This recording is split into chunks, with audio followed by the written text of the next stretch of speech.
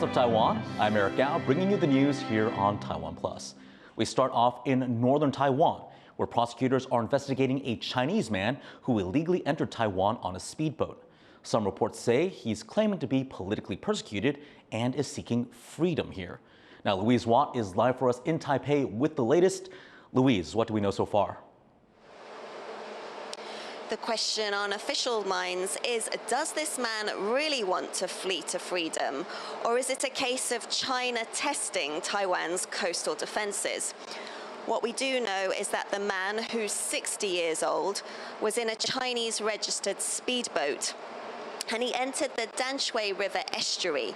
That's a river in the north of Taiwan that leads to Taipei. And it's also an area that's considered by Taiwan's military to be vulnerable to a surprise Chinese attack. The Coast Guard seized the speedboat and arrested the man, but only after it reportedly hit a ferry that was parked at a pier. He's now being questioned by prosecutors.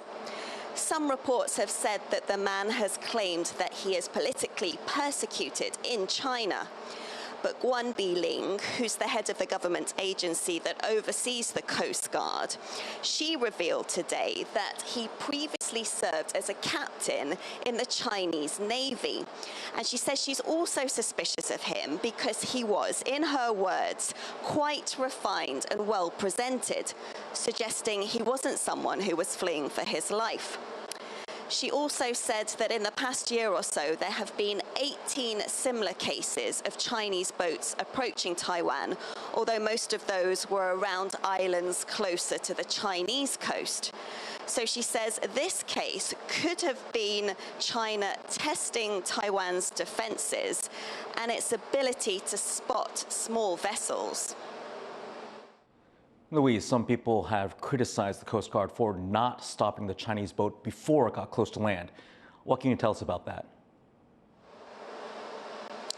Yes, the Coast Guard first spotted the boat on radar on Sunday at 9 a.m. when it was 6 nautical miles from the coast. But they only arrested the man and seized the boat some hours later. And that was after the operator of the ferry called the Coast Guard to let them know that this speedboat had hit his boat. It seems that when the Coast Guard initially saw the boat, they thought it was a Taiwanese fishing boat returning to shore. Now, who's the head of the Ocean Affairs Council, she said the radar was working fine, but the problem here was human error, and she says people will be punished. We're waiting to hear from the Coast Guard officials, and we'll bring you details as we get them. Thanks, Louise. That was Louise Watt live from Taipei. We'll have more on this incident later on TaiwanPlus News. Taiwan's military has detected more Chinese incursions near its borders. The military reported 11 Chinese military aircraft and 8 naval vessels around Taiwan over the past 24 hours. 7 of the Chinese aircraft crossed the median line between Taiwan and China. China regularly sends military aircraft, vessels, and balloons around Taiwan as a form of military pressure. Taiwan's military says they monitored the situation and responded accordingly. 4 U.S. teachers have reportedly been stabbed at a park in northeastern China. The educators from Cornell College in Iowa were attacked in Keelung City, where they had been visiting a partner university, according to media reports. The teachers are recovering from their injuries. The U.S. State Department says it is aware of the incident. Chinese authorities have not said anything about the attack. A landslide in Keelung has been cleared ahead of schedule, and the affected road has reopened to traffic. A few people were hurt when the hillside in northern Taiwan gave way earlier this month. Engineers built a wall at the base of the slope to protect the road. They say full reinforcement of the slope should be complete before the end of the year.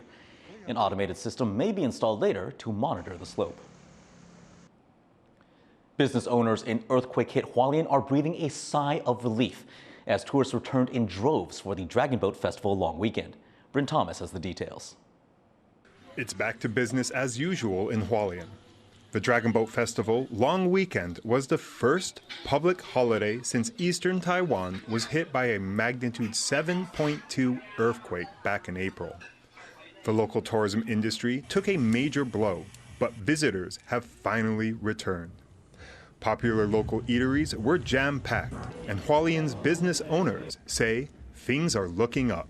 前阵子真的地震是刚开始的时候是真的没有人的，觉得大家有一点慢慢的没有那么害怕这件事情了，然后还有天气也慢慢变好啊，我觉得游客是有增加的。Over the long weekend, tour buses rolled in one after another. Some came from the other side of the country. 哪边一起来玩？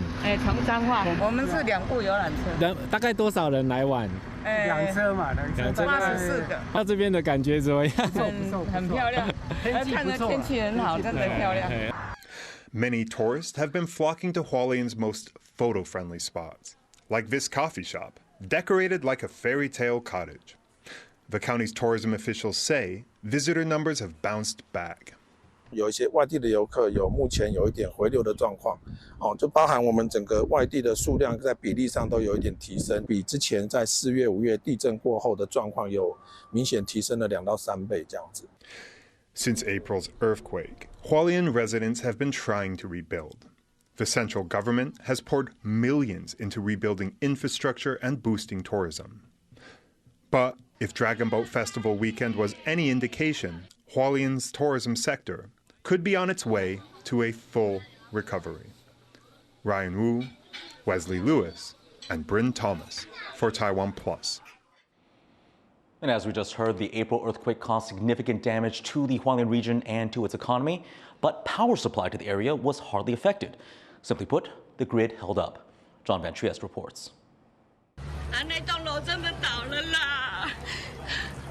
Within hours of the magnitude 7.2 earthquake that hit Taiwan in early April, the lights were back on in nearly all of the 300,000 plus households that had lost power. Painful lessons from past earthquakes meant the state-run electric company was prepared, despite 2 power plants getting knocked offline. Within 10 seconds of the shaking, power stored for such an occasion was flowing through the grid. Within 10 minutes, hydro plants had stopped pumping water and put all their focus on dumping it onto turbines. Taiwan soon had the equivalent of several large power plants worth of energy, keeping the grid from crashing. In the hours that followed, it was full steam ahead for those generators still operational, as work to repair what the earthquake had damaged got underway. In damaged power plants like this one, with hundreds of kilometers of wires and pipes, 3 days of intense, round-the-clock work began.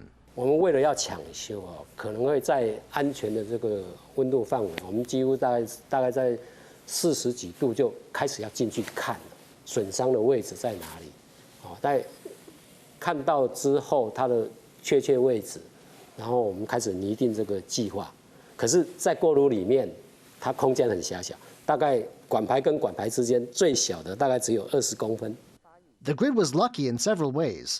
First, the earthquake hit a more rural part of the island with less infrastructure. And second, it struck in the morning, so solar farms were able to help take on some of the burden. And plans put in place after Taiwan's devastating 1999 earthquake worked. Customers had power back within hours instead of weeks. And in power plants themselves, improvements kept vulnerable systems running. 我们是有针对一些会损坏严重的地方，我们做了很大的改善。所以说你只要回过头来，或是跟4月3号这次的比较，当初发生的那个问题，我们后来解决掉了，到这次完全没有再重复发生过。But Taiwan's grid isn't as resilient as the country's power company needs it to be. In 2022, it proposed a decade-long $17 billion plan to decentralize the grid and strengthen hardware. And that may not even be the end game. One idea academics and some businesses have in mind is what's called a virtual power plant, lots of small power sources all pulled together in a network. A single solar panel on a roof might not generate much, but coupled with hundreds or thousands of other panels, suddenly there's quite a bit of power to work with, power that can kick in when the traditional grid is stressed. These networks are already common in countries like Germany, and they may be coming to Taiwan. 那虚拟主要是说，它用的控制的技术是我们用到数位的技术，像 AI 的等等的技术，来做这个我们分布式的电力资源的一个调控，然后发出来跟传统的电厂一模一样的这样的实的功率，real power， 甚至于比传统电厂可以发挥更多的功能。Whatever the future holds for Taiwan's power grid, it's certain that the next steps won't be easy. In recent years, technical issues have seen a string of blackouts in major cities, and fierce debate over issues like nuclear power mean keeping Taiwan's grid running could mean overcoming political gridlock too. Luffy Lee and John Van Trieste for TaiwanPlus. For centuries, South Koreans have turned to shamans for guidance.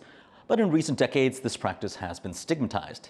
Now, young shamans are using social media to reintroduce the tradition to a new generation. Leslie Lewis has this story. In a deep trance, this 29-year-old Korean shaman is performing a centuries-old ritual. Lee Kyung-hyun, who goes by a name meaning baby angel on social media, says she's been a shaman for 6 years. She uses songs, dance, and trance rituals intended to communicate with nature spirits, ancestors, and gods. For decades, Christian institutions have demonized such practices. And back in the 1970s, South Korea's dictatorship tried to stamp out shamanism altogether, saying shamans deluded the world. But Lee says recently, shamans have been practicing more openly. 한국인에게 이 무속신앙은 뿌리가 되게 깊은 거다 보니까 예전부터 눈에 보이지 않는 미지의 세계, 영적인 세계, 되게 신비로운 세계라고 생각을 했는데 이런 것들이 또 유튜브라는 것들이 많아지면서 친근하게 또 다가가고 그리고 또 예전이면 알지 못하는 이면들을 또 보여주다 보니까 Lee says social media has allowed her to attract a new generation to shamanism. She already has more than 300,000 followers. She says many young South Koreans are turning to shamans when faced with economic and social hardships. 이러한 호기심을 불러일으키는 거에 가장 기본적인 요인은 한마디로 사회적으로 힘듦이 그만큼 많다 보니까 요즘 젊은 MZ 세대들이 더 내 미래에 대해서 생각을 해보게 되고 점이라는 거에 관심이 좀 가지지 않을까. Many of Lee's clients are around her own age. Korean study scholars say young shamans can connect with younger believers on a more personal level. 나랑 같은 세대고 비슷한 어떤 문화 생활을 하고 있고 그리고 도시에 살고 있고 한 그런 무속인들에 대해 가지고는 훨씬 더 오히려 자기 가까운 친구들보다도 더 속 깊은 얘기를 편하게 할 수 있는 게 되겠죠. For many believers, shamans are like friends, someone they can turn to when they need advice. But opponents of the practice say shamans can easily prey on vulnerable people and commit fraud. And scholars say because there's been stigma around shamanism, it may cause people to hide their connections with shamans. 일단 저거 뭔가 더러운 거, 수상한 거, 무서운 거 이런 식으로 덮어 씌워 놓으니까 생산적인 토론이 전혀 되지 않는 겁니다. 다만 다른 사람들의 권위나 위신에 상처를 주기 위한 방법으로 무속을 자꾸 끌어들이게 되는 거죠. 이것은 굉장히 생산적이지 않고 문제가 많은 형태의 담론이라고 생각을 해요. Shamanism has been at the center of high-profile scandals in recent years. In 2017, the disgraced former President Park Geun-hye faced controversy over her connection to a shaman. But things might be changing. A supernatural film, Exuma, about a shaman lifting a family curse, has been a box office hit in South Korea this year. And the country's culture ministry says shamanism remains an important and powerful part of the Korean character. As for the newest generation of shamans like Lee, they are determined to shake off stigmas and bring these ancient cultural practices into the modern age. Kama Shu and Wesley Lewis for TaiwanPlus. The world's Apple products may soon become a little more intelligent, artificially intelligent. During an annual conference, the company unveiled its AI technology, which is calling Apple Intelligence. They also announced a partnership with OpenAI, the makers of ChatGPT. This is the company's first AI partnership. Now, this announcement was not welcomed by everyone, though. Tech billionaire Elon Musk said that he would ban all Apple devices at his companies if OpenAI were integrated in them, saying he has security concerns. Thank you for watching What's Up Taiwan. Finally, check out these competitors making a splash at the Boston stop of the Red Bull Cliff Diving World Series. I'm Eric Gao. Take care, and we'll see you later.